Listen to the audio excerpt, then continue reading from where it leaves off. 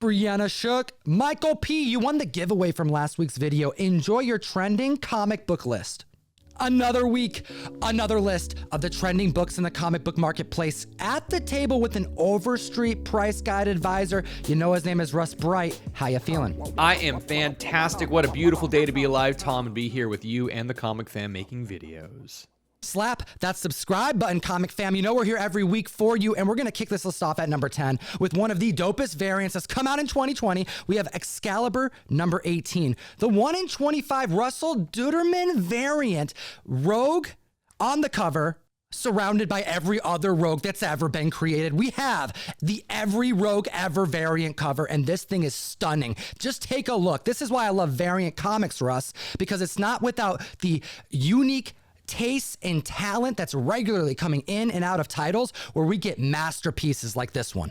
Tom, I am loving these, and you know, the last couple years, we have seen a bunch of these out there. Mark Bagley did some Every Mutant Ever covers, and there was even a King in Black #1 that did an Every Symbiote Ever. Well, this book is new this week, but it's selling for $40 solidly. Now, there are a handful of these every character ever styles of variants, but there's not that many. Comic Fam, who do you want to see next displayed on the front of a Marvel comic book variant? And Russ, hit him with number 9 on the list because we have a repeat offender and Superman getting suited back up in that black suit. Number 9 on the list, we have Action Comics number 689, which is the first time we see Superman in his black suit. This black suit helps him regenerate, and since he had been killed a few issues earlier, this is really, really helpful. We have seen the new Zack Snyder trailer for his revamp of Justice League, and I'm super excited, but the fact that we see him in a black suit is making this book spike this week. So we're calculating an $8 average sale and an increase in copies sold in the last 7 days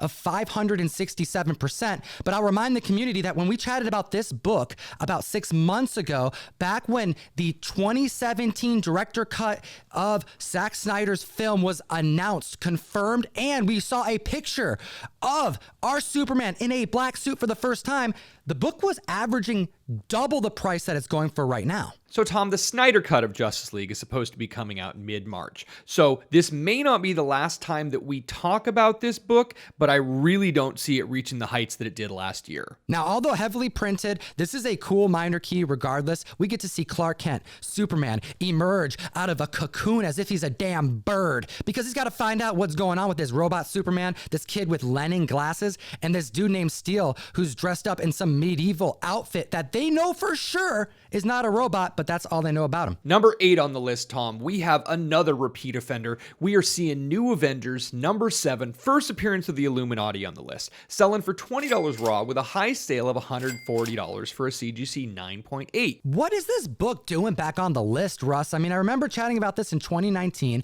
then again in July 2020, and the only news that we were seeing were rumors, potentials that maybe between phase 4 and phase 5 that we would see the assembly of a team called the Illuminati. But this book has a full slate of characters that are very unlikely to see come together on the screen. What do you think about this key book? Because although $140 for a CGC 9.8 seems like a pretty high price for this book right now, we've seen it hit as low as $100 within the last 30 days. So it's all over the place. So Tom, while we may see the Illuminati in some form, I'm not quite certain we're going to see this exact team. Sure, we had Doctor Strange, Black Panther, and Iron Man that have already been in the movies, but Black Bolt was in a TV series that wasn't very well received, and Professor X seems like a long shot, even if we have had rumors that Namor is going to be showing up in something.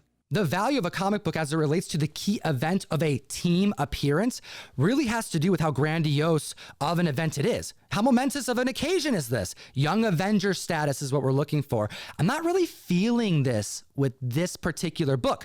Awesome characters, great team. But this is not that big moment that causes major spec to play out, to move the needle. So Tom, with a 115% increase this week, there are definitely people who are going to be speccing on this book, and whether or not we're going to see an Illuminati-style team in Doctor Strange number 2, I'm still not quite sold on this. Now we're looking at number 7 on this list with a 2D artist. Spider-Woman number 9, the 1 in 25 variant by Rose Besh came out this week. Now, she is an up-and-coming artist, a Korean-American artist that does a lot of 2D style art. Very, very cool stuff. You should go check out her website. But this Spider-Woman variant came out of nowhere. It's a 1 in 25, and it's really going to be one of those low print run things because not a lot of people are ordering this book. What's it selling for, Tom? $120 average sales, moving quick. We're seeing highs of $180 for a raw copy of a book that just came out this week. I looked up her track record. I wanted to see what other stuff she's released, and she does not have a large portfolio. It's so cool to see new talent emerging in 2021. I found a copy of a ghost comic book. I couldn't even find a copy on eBay of Bee and Puppy Cat issue number 9, and it has this 2D style. It's really cool.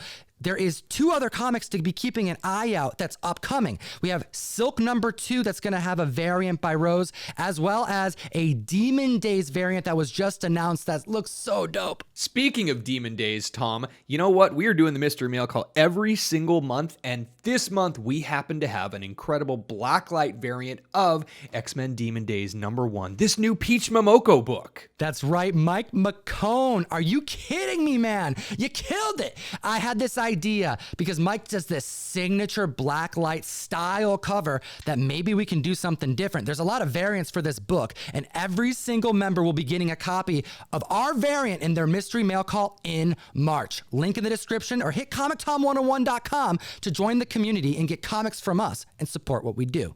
Now, let's hit them with number 6 on this list because we got some spots causing a ruckus. Number 6 on the list, Spectacular Spider-Man number 98, the first appearance of Spot. I can tell you that I didn't even have this in my Rolodex. This wasn't even up in my brain of a book that I should care about. But Key Collector let me know, yes, this is the first appearance of Spot, and there's a reason why we should be talking about it this week. $25 average sales and a high sale of $280 for a CGC 9.8 after rumors that Spot will make an appearance in Spider-Verse number 2. And if you know this character, you gotta place in your heart for him. Spidey fans know him. If you read the comics, as well as watched him and seen him in the animation show, he is such a strange D-list, E-list villain. Should I go lower, Russ? He's pretty low on the list. Regardless of your opinion on the Spot, Jonathan Owen, the scientist, is given a task by the Kingpin to try and replicate Cloak from Cloak and Dagger's like darkness, trying to understand his powers to mimic it. And in doing so, gets transported into the dark dimension, but only halfway. And it's a dimension filled with polka dots that are black and white. He turns into the Spot, and he defies physics. Tom, you definitely don't want to get a fight with this guy. He has the ability to make black holes appear out of air and then punch into them to make his fist come out other places. It's a weird character. It's a weird thing, but keep in mind that we had Ajax and Pete Wisdom and other things like, Negasonic Teenage Warhead that showed up from out of nowhere. These secondary, tertiary characters can be books that we end up caring about. A 614% increase in copies sold in the last 7 days for this comic book. Keep an eye out for issue number 99. Featuring Spot on the cover, just showing off, bragging about his teleportation skills, causing a mess for our web slinger. Number 5 on the list, we have another great Copper Age goodness book. Now, you're going to notice that a bunch of the books on the list this week don't have high sales because they came out of nowhere, and this book is no exception. Doctor Strange, number 81, the first appearance of Rintrah. We are seeing $15 sales on this book that was basically ignored since it was printed. 1,600% increase in copies sold in the last 7 days after Adam Huggle was announced to be playing a role in Doctor Strange Multiverse of Madness, but we don't know what character he's going to portray. Could it be this sorcerer, alien minotaur that plays assistant to Doctor Strange? I mean, really, I feel like Sanctum Sanctorum isn't complete without this badass character, Russ. Tom, anytime you can introduce aliens into the MCU, I am excited, and this book is no exception. It is the final book from the 1974 Doctor Strange run, and it was printed in 1987, so it's one of those books that, again, people just haven't been paying attention to. You're gonna find them out there if you dig.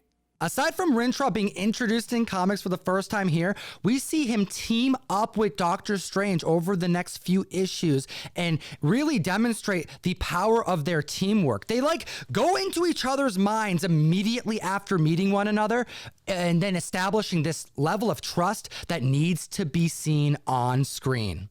Hey, comic fam, I know some of this is new to you. Keep in mind that this list of 10 is actually taken from a larger list of the trending 20 found only on the Key Collector app. Use code TOM101 to be able to get free week access. That's right. There are 10 more comics that were trending this week that I really want you to know about, and they're available to you for free on the app. Support what we do, use that code, and let's chat about a spec out of nowhere. Number 4 on the list, House of Mystery #1. So this is a fantastic Vertigo book, first appearance of Cressida, and really, this isn't on anyone's radar. No one had been thinking about this because this character has only shown up, 10, 11, 12 times in the entire time she's been a character. This book had a fairly low print run, a little over 18,000 copies ordered, but a massive spike this week. $3 average sales and a high sale of $18 for the first appearance of this barmaid out of the House of Mystery who gets reincarnated throughout history. But Russ, a 1,467% increase in copies sold in 7 days. So we have information this week coming from Key Collector that Cressida is going to be a major player in the up-and-coming Joker series. We don't really know how major, and we don't have a whole lot of information, but this is what we know, and that's why the book's spiking. Joker #1 by James Tynion IV. I could not be more hyped for this comic book.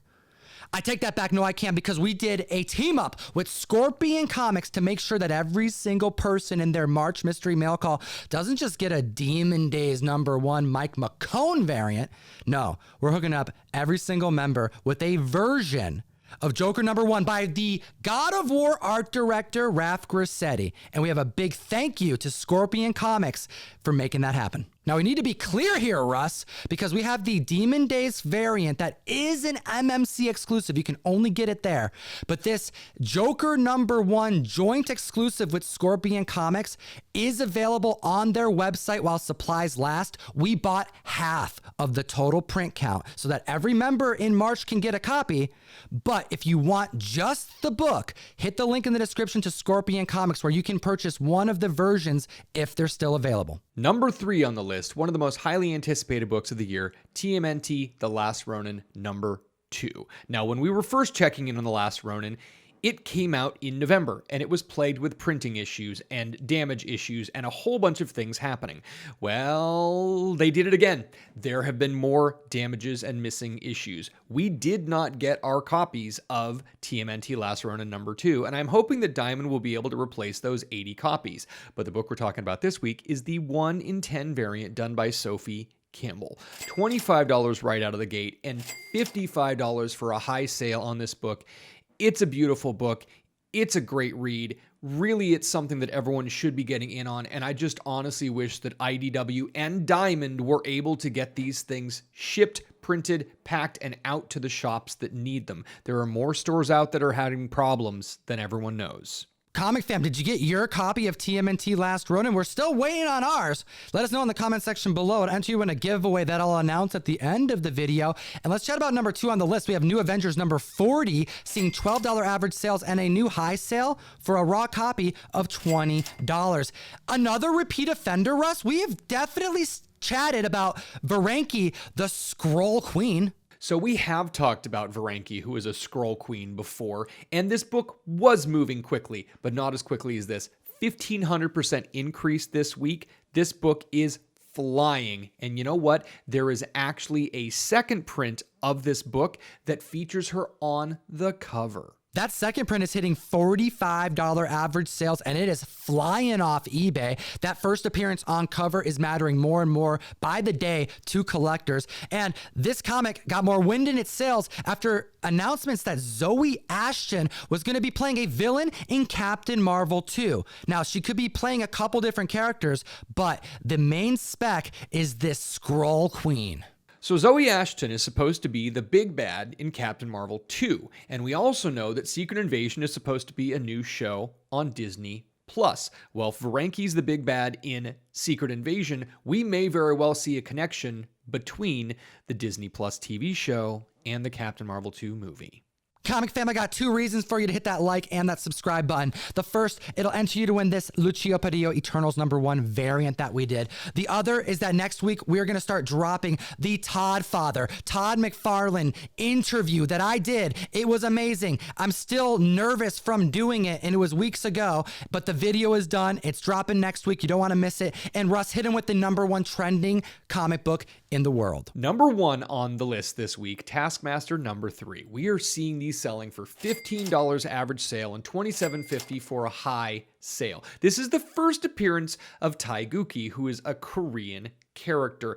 You know what? This book was on the list last week, but at number 10, and it was the variant. What's that going for, Tom? That's right. This comic book was discussed last week, but for a completely different reason. The 1 in 25 Shane Davis variant. You know, remember that Black Widow cover with Taskmaster's reflection in her dress? The thing is gorgeous. We were reporting on $70 highs for this copy last week, hitting $243 after 23 bids this week. But Russ, I got to give you some credit here because you made sure to mention last week in talking about the variant that we had to give some love to the cover A's done by the very talented Valerio Giangiordano.